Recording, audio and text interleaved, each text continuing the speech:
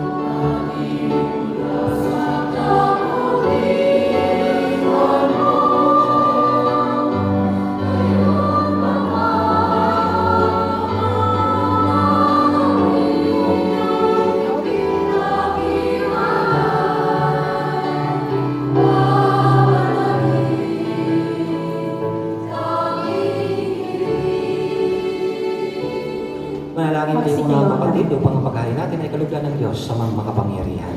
Tanggapin nawa ng Panginoon ito paghahain sa iyong mga kamay, sa kapurihan niya, karangalan, sa ating kapakinabangan, at sa buong sambayan niyang banal. Ama naming lumikha, ikaw ang gumagawa ng wagas na katapatan at kapayapaan. Ipagkaloob mo ang iyong kadakilaan ay aming handugan, ng iyong minarapat na aming maialay. At naway magkaisa kami sa pakikinabang, sa banal na pagkain ngayon ipanagdiriwang. Sa pamamagitan ni